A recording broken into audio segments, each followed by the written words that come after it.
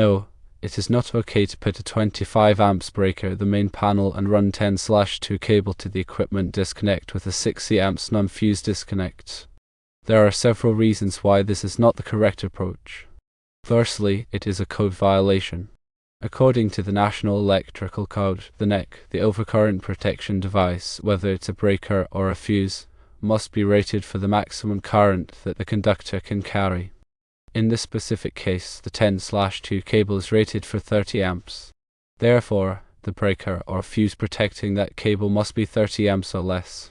Secondly, there's an overheating risk associated with using a 25 amps breaker with a 60 amps disconnect and a 10/2 cable.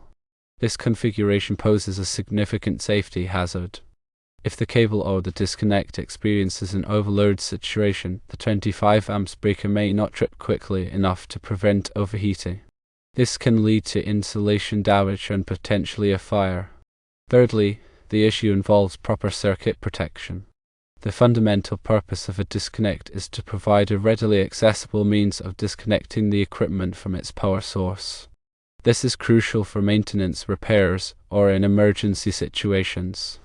However, if the disconnect is rated significantly higher than the breaker protecting the circuit, it may not effectively protect the circuit in the event of a fault, such as a short circuit or ground fault.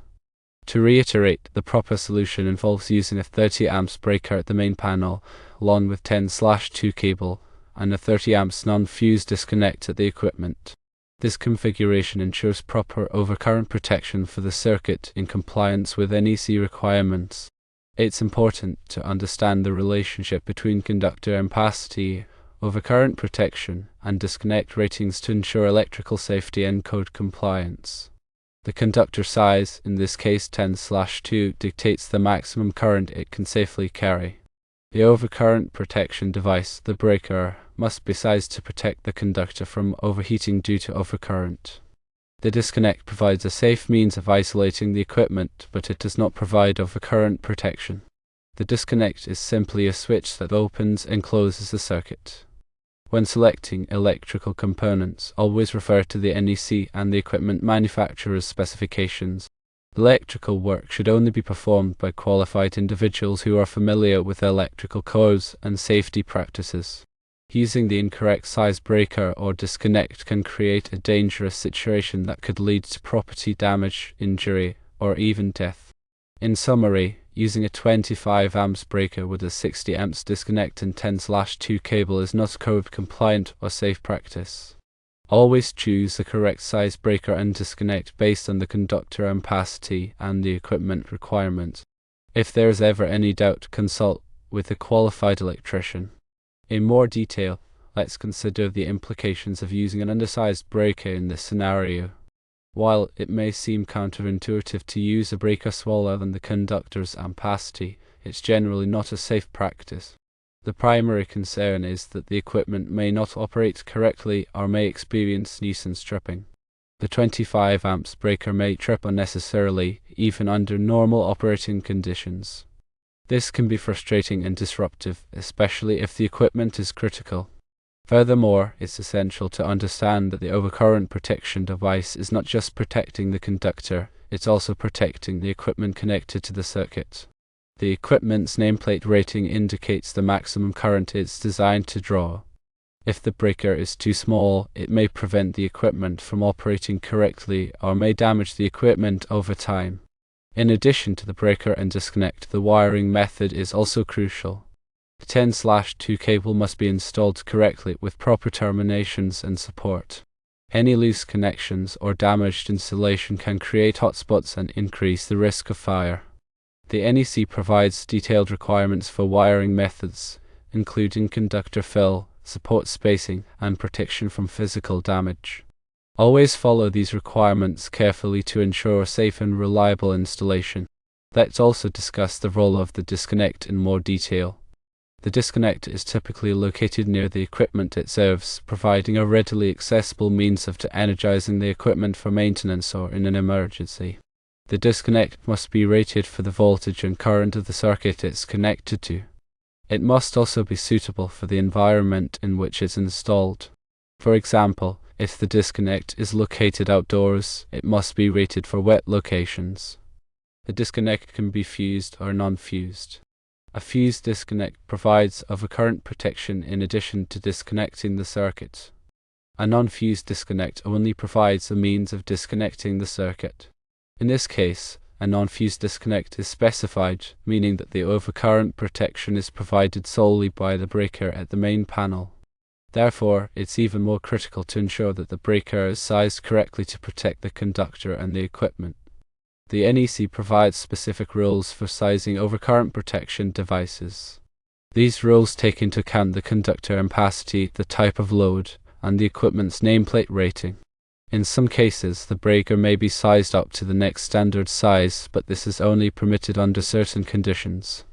It's always best to consult the NEC and a qualified electrician to determine the correct size breaker for a particular application.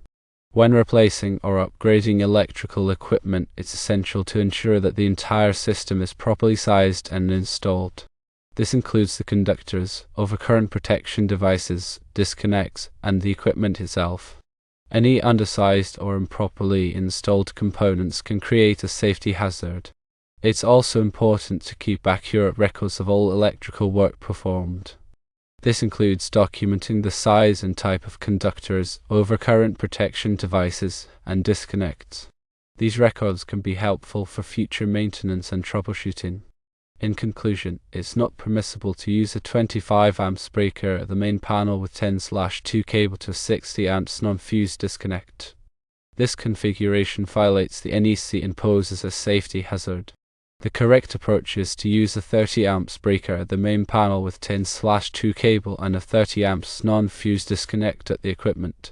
Always consult with a qualified electrician and follow the NEC requirements to ensure safe and reliable electrical installation.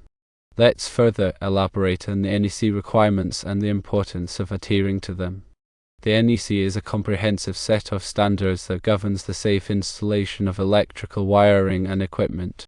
It's updated every 3 years, reflecting advancements in technology and addressing emerging safety concerns. Compliance with the NEC is essential for protecting people and property from electrical hazards. Many jurisdictions adopt the NEC as law, making it legally binding. However, even in jurisdictions that don't formally adopt the NEC, it's considered a best practice to follow its requirement. The NEC covers a wide range of topics, including conductor ampacity, overcurrent protection, grounding, wiring methods, and equipment installation. It provides detailed rules for sizing conductors and overcurrent protection devices, taking into account various factors such as the type of load, the ambient temperature, and the number of conductors in a raceway. The NEC also specifies the types of wiring methods that are permitted for different applications. For example, it restricts the use of certain types of cables in wet locations or in areas where they are subject to physical damage. It's important to note that the NEC is not a design manual. It provides minimum requirements for safety, but it doesn't provide detailed instructions for designing electrical systems. Electrical system design requires specialized knowledge and experience. Qualified electrical engineers or electricians should perform this work.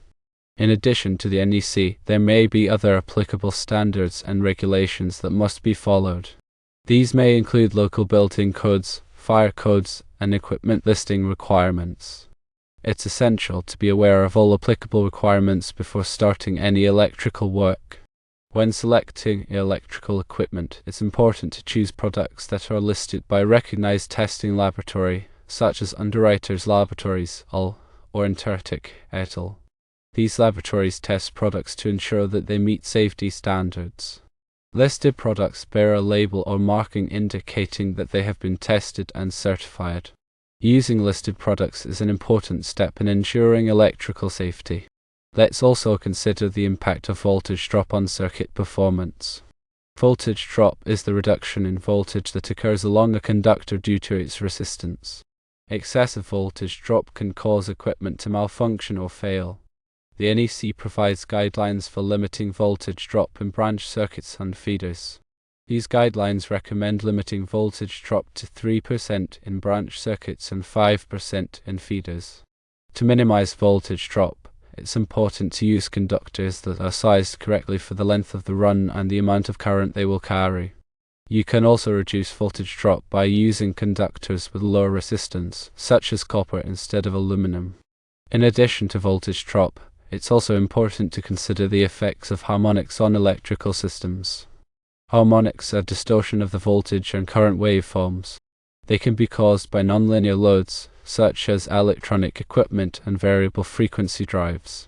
Harmonics can cause a variety of problems, including overheating of conductors and transformers, malfunction of sensitive electronic equipment, and increased energy consumption.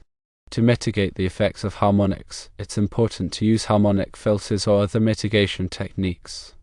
Electrical safety is paramount. Always follow safe work practices when working with electricity. De-energize circuits before working on them, and use appropriate personal protective equipment (PPE), such as insulated gloves and safety glasses. Never work on electrical equipment when you're wet or tired. If you are not qualified to perform electrical work, hire a qualified electrician. Electricity is a powerful force that can be dangerous if not handled properly. By following safe work practices and adhering to the NEC requirements, you can protect yourself and others from electrical hazards. In summary, the NEC is a comprehensive set of standards that governs the safe installation of electrical wiring and equipment. Compliance with the NEC is essential for protecting people and property from electrical hazards. Always consult with a qualified electrician and follow the NEC requirements to ensure a safe and reliable electrical installation. Remember, safety is always the top priority.